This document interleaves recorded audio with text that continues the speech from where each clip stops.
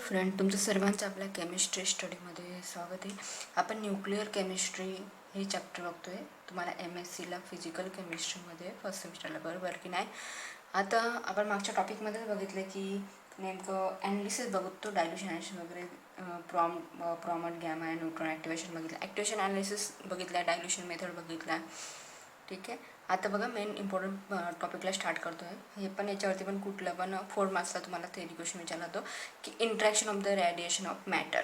ठीक आहे. कशा प्रकारे इंटरॅक्ट करतो की प्रायमरी इफेक्ट, म्हणजे तुम्ही जसं म्हणू शकता की ट्रॅकवर कशा प्रकारे इम्पॅक्ट करू शकतो की म्हणजे लिनियर एनर्जी वगैरे, तुम्ही ते पुढे बघणारच आहोत आपण.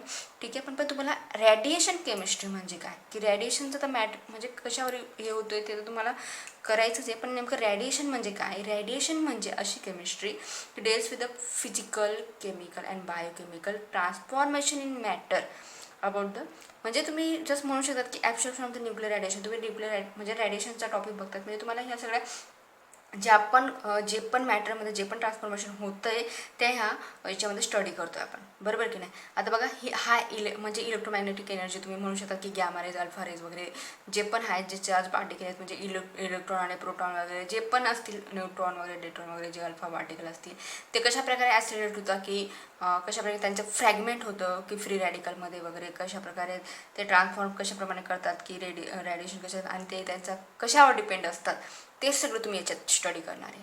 ठीक आहे. म्हणजे त्यांचं just nature of the radiation, म्हणजे त्याचा atomic number of the target, कशा प्रकारे काय काय होतं ते आपण जस्ट ह्या टॉपिकमध्ये बघणार आहे. ठीक आहे. स्टार्ट करण्याच्या आधी जर तुम्हाला जर हा व्हिडिओ हेल्पफुल वाटला तर लाईक करायला विसरू नका, आणि तुम्ही चॅनल सबस्क्राईब केलं तरी सबस्क्राईब देखील करा.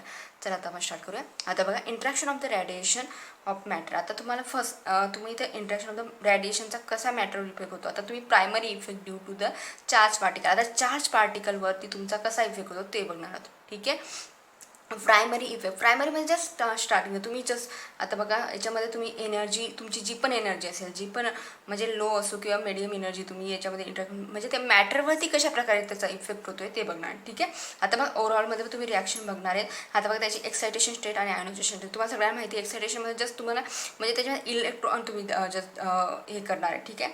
आता बघा जस्ट रिॲक्शन बघून घेऊया. आता बघा इलेक्ट्रॉन जस्ट वॉटर मोलिक्यूलसोबत रिॲक्शन केली तुम्हाला जस्ट या प्रकारे, म्हणजे याच्यामध्ये जस्ट तुम्हाला एक प्रकारची जे पण मॉलिक्यूल म्हणजे जस्ट गेन पण होतील, म्हणजे तुमच्यावाले ते, आणि लॉस पण होऊ शकतात. ठीक आहे. ते त्याच्यामध्ये बघणार आहेत. आता बघा गॅमा हे केलं की तुम्ही वॉटर मोलिक्यूल्स, आता तुम्हाला जस्ट तुम्हाला फक्त एक्सायटेशन स्टेटमध्ये बाकी काही इलेक्ट्रॉन मिळतं का, नाही मिळते, म्हणजे जस्ट तुम्हाला फक्त काय मिळतं आहे, आयसोटोप्स मिळत आहे. ठीक आहे.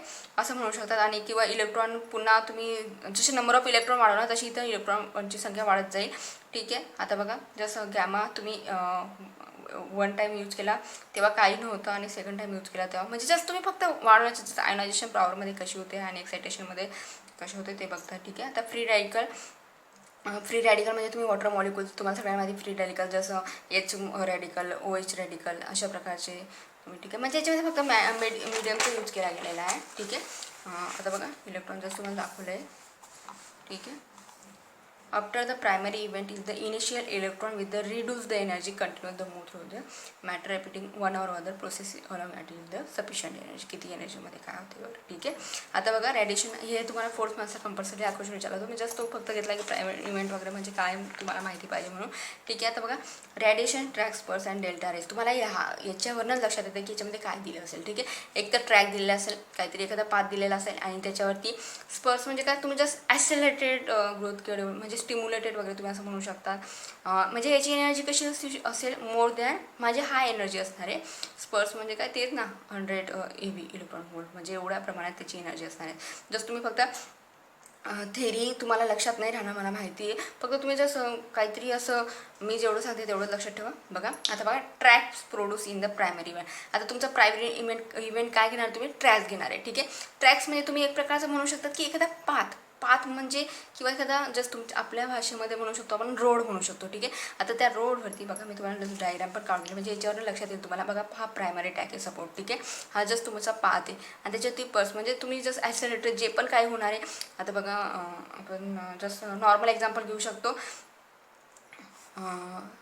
तुमचा प्रायमरी टॅग रोड आहे, ठीक आहे. आता याच्यावरती काय ॲक्सेलरेटेड होते, जे पण असणार आहे, जे पण तुम्हाला रॅडिकल वगैरे जे पण काय दिसणार तेच, म्हणजे स्पर्स म्हणजे जेवढा मोर दॅन किती एनर्जी असणार आहे 100 इलेक्ट्रॉन वोल्ट एवढी एनर्जी असणार आहे, ठीक आहे.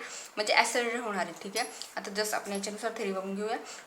Track produce in the primary it is non as the radiation track. त्यालाच तुम्ही काय म्हणता, प्रायमरी इव्हेंटलाच काय म्हणता, रेडिएशन ट्रॅक म्हणता, ठीक आहे. Along the track which primary particle is land of the cluster. Cluster म्हणजे कसा ग्रुप. आता बघा हे जस्ट ग्रुपमध्ये दिसत आहेत, बंचमध्ये दिसत आहेत, बरोबर की नाही, नंबर ऑफ प्रमाणात दिसत आहेत, ठीक आहे. त्याच्यामध्ये काय असू शकतात मग तुमचे active passive constitute of the electron ion spare in excited spare and radical are from this the cluster are called as the spurs, ठीक आहे. Each spurs may be contain the 2 to 5 active bases and ion pair produced by the primary radiation as well those created by the sum of the secondary electron. Secondary electron म्हणजे next तुमचं काय होणार पुढे, ठीक आहे. However the secondary electron is sufficiently high energy. केवढ्या प्रमाणात energy दाखवली, म्हणजे तुम्ही ते स्पर्सचा अर्थ मी तुम्हाला सांगितले की हे याचा अर्थ तोच होतो, ठीक आहे. More than the 100. It is the wool of the branch of from the primary track and from its one track ends per along its new track it is known as the delta ray track. तुम्हीच त्याला काय म्हणू शकता, delta रे track, ठीक आहे. आता हे तुमचं केमिकलच्या याच्यामध्ये भाषेत झालं, ठीक आहे. फक्त तुम्ही एवढं लक्षात ठेवा की रेडिएशन ट्रॅक म्हटलं म्हणजे जस्ट पाथ येणार आहे आणि पर्स म्हणजे तुम्ही ॲक्सेलरेटेड जे पण ॲक्सेलरेटेड होणार आहे आणि तुम्ही जस्ट थेरी राईट डाऊन करा, ठीक आहे. म्हणजे बघा इथं दिलेलं आहे की आता बघा तुम्ही म्हणू शकता की produce the primary event. Primary event म्हणजेच तुमचा काय आला, पाथ आला, it is non as the radiation track, ठीक आहे. नंतर मग तुमची काय होणार आहे, जे पण बंचमध्ये असणार स्पर्स असणार ते काय होणार, एक्साइटेड स्पेसमध्ये रॅडिकलमध्ये काय फॉर्म करणार ते दाखवलं आहे, ठीक आहे. एवढंच तुम्ही थेरीमध्ये राईट डाऊन करा, ओके. आता बघा लिनियर एनर्जी ट्रान्सफर हे सगळे 4 मार्क्सला विचारले जातात, ठीक आहे. थेरी तुम्ही लक्षात कशी ठेवणार ना, म्हणून मी तुम्हाला सांगते थोडं, ओके. आता बघा लिनियर एनर्जी ट्रान्सफर यालाच तुम्ही काय म्हणतात, LET म्हणतात, ठीक आहे. आता बघा प्रायमरी रेडिओलिटिक प्रोडक्ट त्यालाच तुमचा प्रायमरी रेडिओलिटिक जो PRP म्हणजेच काय, primary radiolytic product such as the H and OH radical further the interact with each other gives the different product. In the final products it depends upon the nature of the radiation. कशावर depends तो final product तुमचा nature of रेडिएशनवर होतो. आणि energy of nature of the target substance is atomic number and mass number its ability to the stop of the radiation. त्यालाच तुम्ही stopping power पण म्हणू शकता, कारण की त्यांनी म्हटलंच आहे की nature of the target substance atomic number and mass number its ability काय होते, स्टॉप द रेडिएशन, ठीक आहे. Stopping power is given by LET म्हणजेच तुमचा linear energy transfer S is equal to -d/ds म्हणजे द स्टॉपिंग पॉवर, S म्हणजे stopping power म्हणू शकतो, ठीक आहे.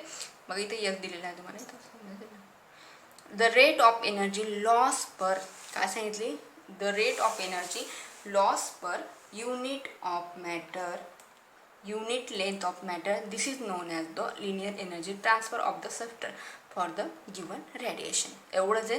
तुम्हाला हे कसे 4 मार्क्सला विचारले जातात, मग तेवढंच तुम्ही करा, ठीक आहे. आणि पुढच्या टॉपिकला मग आपण जो छोटा टॉपिक आहे ब्रेव्सचा तो बघूया, ठीक आहे. तुम्हाला हा व्हिडिओ हेल्प वाटला तर लाईक करायला विसरू. थँक्यू सो मच वॉचिंग दिस व्हिडिओ.